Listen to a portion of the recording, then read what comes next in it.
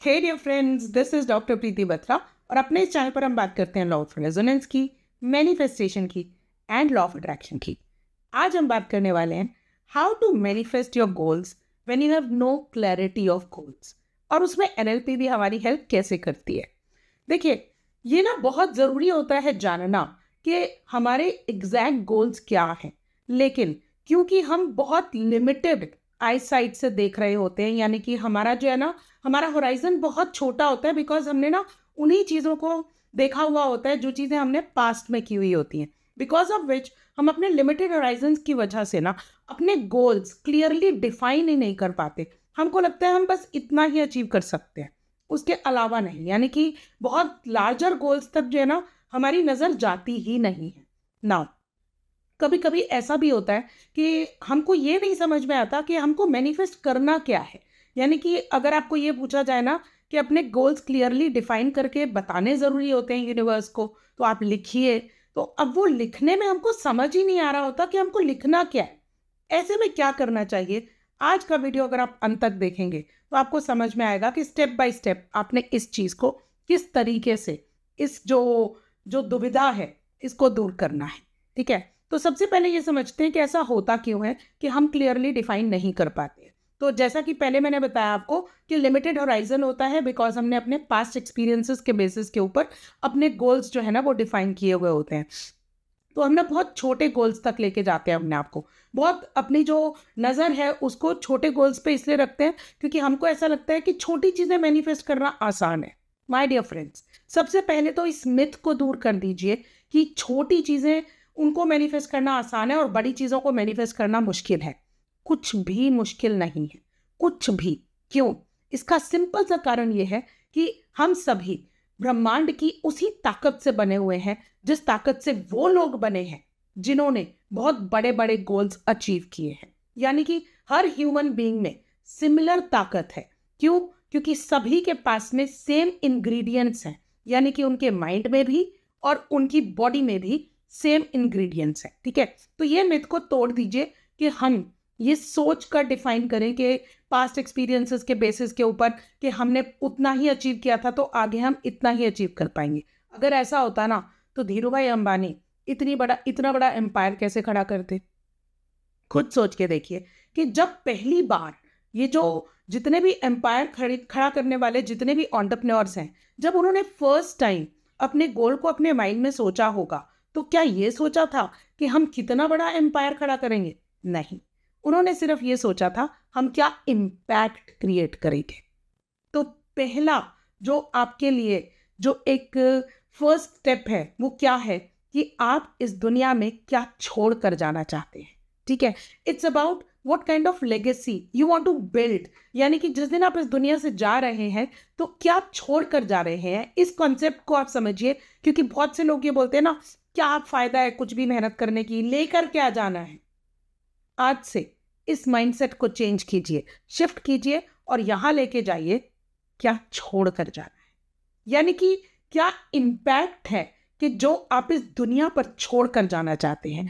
आज सिर्फ वो डिसाइड कीजिए, वो सिर्फ उसकी इंटेंशन सेट कीजिए, बस। आपको और कुछ नहीं करना। आपकी गोल सेटिंग में आपको ये नहीं बताना कि मुझे इतने रुपए कमाने हैं या मुझे इतनी बड़ी गाड़ी चाहिए, एटसेट्रा एटसेट्रा। ये सब चीज़ें तो आपके उस इम्पैक्ट के पीछे नेचुरली आ जाएंगी जो इम्पैक्ट आप इस दुनिया पे छोड़ना चाहते हैं। ठीक है, तो पहला स्टेप होगा कि आप क्या इम्पैक्ट छोड़कर जाना चाहते हैं इस दुनिया पर। ठीक है, यानी कि लोगों की हेल्प कैसे करना चाहते हैं। देखिए, अगर हम एंटरप्रेन्योरल जर्नी की भी बात करते हैं ना, तो लोग जो भी एंटरप्रेन्योर्स हैं वो एक्चुअली किसी भी प्रोडक्ट से किसी की लाइफ में क्या वैल्यू एडिशन कर रहे हैं उस चीज़ पर फोकस करते हैं, ना कि इस चीज़ पर कि मुझे इतना पैसा कमाना है, मुझे इतना मर्जर करना है, मुझे इतनी चीज़ों को एक्वायर करना है।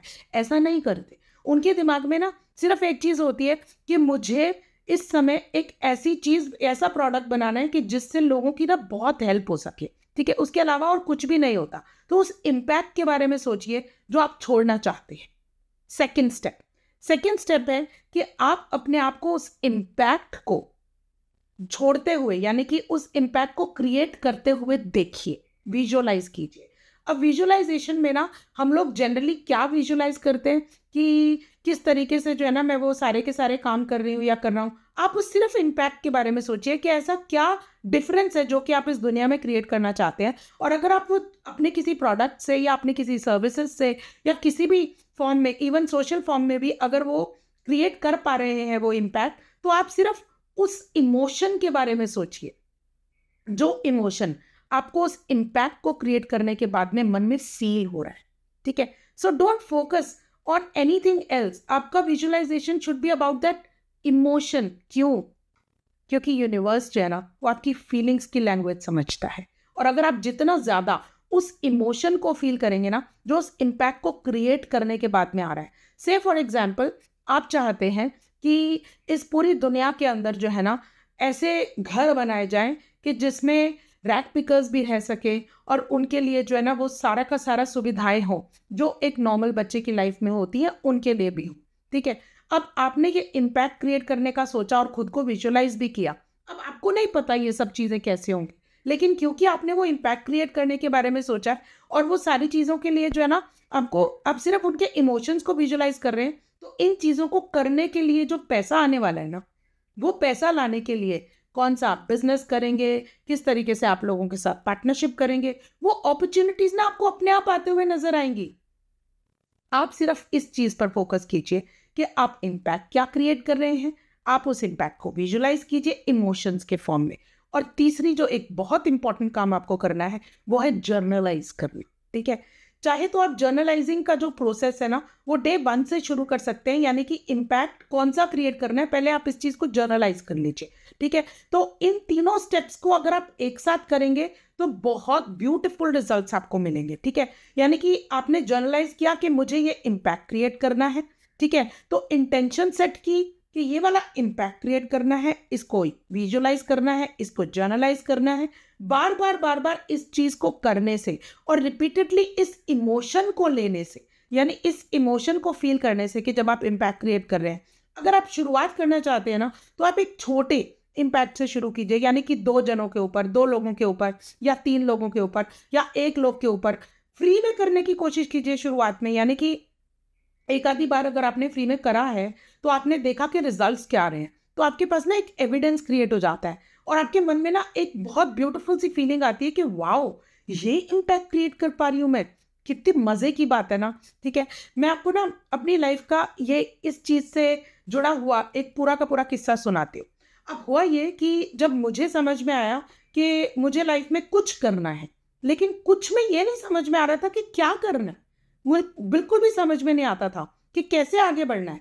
ठीक है, तो मैंने ना बिजनेस कोचिंग स्टार्ट की उन विमेन के साथ में जो कि होम मेकर्स थी।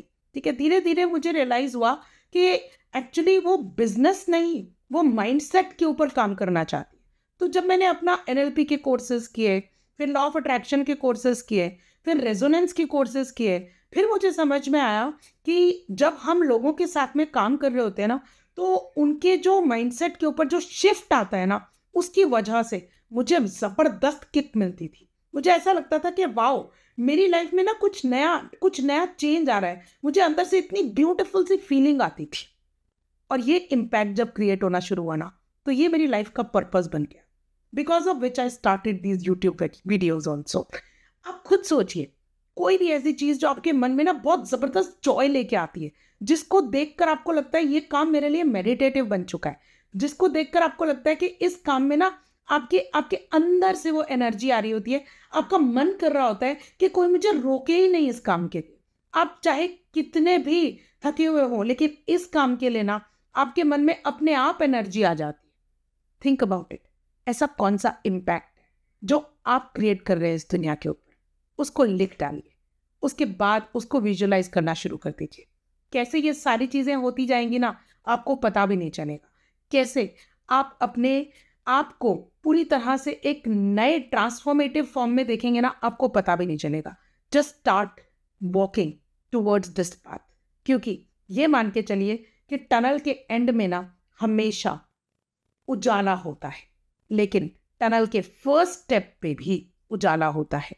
चाहे जब हम टनल में एंटर करते हैं तो हमको दूर से अंधेरा नजर आएगा, लेकिन पहला जो स्टेप लेंगे ना, वहाँ आपको हमेशा जो है ना वो फर्स्ट स्टेप रोशनी में नजर आएगा। नेक्स्ट स्टेप फिर रोशनी में नजर आएगा, और ये मान के चलिए टनल खत्म होने के बाद उजाला ही उजाला है। Think about it. सिर्फ इंटेंशन सेट करने से आप अपनी लाइफ में वो सब अचीव कर सकते हैं जो आप ट्रूली डिजर्व करते हैं। वैसे तो हम सभी बीइंग ह्यूमन बीइंग्स हर चीज़ डिजर्व करते हैं, बिकॉज अहम ब्रह्मस्मि ये इंडियन कॉन्सेप्ट है कि हम उसी ब्रह्मांड से बने हुए हैं जिस ब्रह्मांड ने इस संसार में पूरी तरह से जो है ना, धरती का चलने से लेकर सीजन्स के बदलने तक सब कुछ चुटकियों में सब कुछ जो है ना सॉल्व करके छोड़ रखा है। तो क्या हम उसी ब्रह्मांड की ताकत से अपने आप को उस लेवल पर नहीं पहुंचा सकते जिस लेवल पे खुद भगवान हमको देखना चाहते हैं? क्योंकि वो भी तो हमारे फादर है ना, और कोई फादर तो हमेशा यही चाहेगा ना कि उनके बच्चे जो हैं वो उनके जितनी हाइट अचीव कर सके। प्लीज इंटेंशन सेट करके देखिए, इम्पैक्ट क्रिएट करने की एक इंटेंशन सेट करके देखिए। लाइफ कैसे आपके लिए अपॉर्चुनिटीज के दरवाजे खोलेगी ना, आप खुद सोचेंगे ये कैसे हो रहा है। ठीक है, और अगर आपको मेरे वीडियोस अच्छे लगते हैं कमेंट्स में ज़रूर लिखिए। And thank you so much for watching. Please subscribe कीजिए।